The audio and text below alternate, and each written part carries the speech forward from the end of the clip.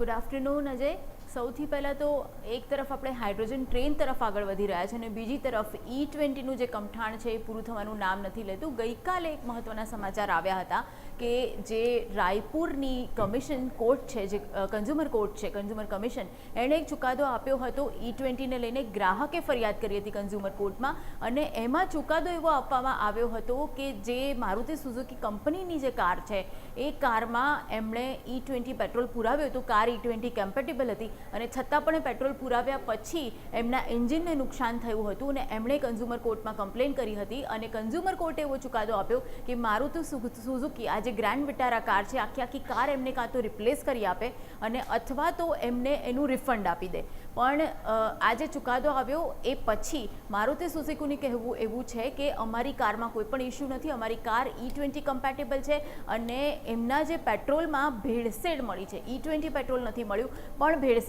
મળી છે. એટલે હવે મારુતિ એવી તૈયારી કરી રહી છે કે આગામી દિવસોમાં આ જે કોર્ટનો ચુકાદો છે કન્ઝ્યુમર કમિશનનો એને કોઈ કાનૂની જે કાયદાકીય આગળ જે સ્ટેપ્સ આવતા હોય એ પ્રમાણે પડકારશે. કારણ કે એમનું ચોખ્ખું માનવું છે કે આ E20 પેટ્રોલથી થયેલા નુકસાનની કોઈપણ રીતે આમાં વાત નથી અને કોર્ટે ઘણા બધા તથ્યોને ધ્યાનમાં નથી રાખ્યા. પણ અત્યારે E20 મુદ્દે ઘણા બધા આપણે જોઈએ છે કે ખૂબ જ ઇસ્યુઝ સામે આવી રહ્યા છે અને સાથે જ સોશિયલ મીડિયા પર ઘણી બધી એને લઈને વિડીયોઝ આવી રહ્યા છે કે એન્જિનમાં જે છે નુકસાન થાય છે, માઇલેજ ઘટી રહી છે અને માઇલેજ ઘટવાનું તો સરકારે પણ સ્વીકાર્યું છે. પણ સરકાર એ નથી સ્વીકારી રહી કે એન્જિનમાં નુકસાન થઈ રહ્યું છે. ત્યારે જે કોર્ટે ચુકાદો આપ્યો છે કન્ઝ્યુમર કોર્ટે એ ખૂબ જ મહત્વનું એટલા માટે કહી શકાય કે આ બીજા બધા ગ્રાહકોને લાગુ પડશે અને ઘણા બધા જે ગ્રાહકો છે જે અત્યારે કમ્પ્લેન કરી રહ્યા છે કે એમના એન્જિનને તકલીફ પડી રહી છે અથવા તો એના કારણે કોઈક નુકસાન જઈ રહ્યું છે, તો એ જે ગ્રાહકો છે એ કન્ઝ્યુમર કોર્ટમાં જઈ શકશે.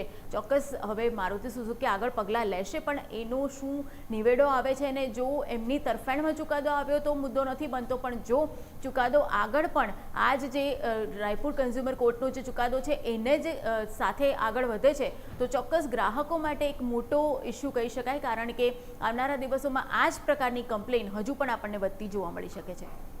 ઓકે, તો E20 પેટ્રોલ લઈને બીજો ઘણા મુદ્દાઓ ઉઠી રહ્યા છે. તો ચારમી માહિતી ખૂબ ખૂબ આભાર. તો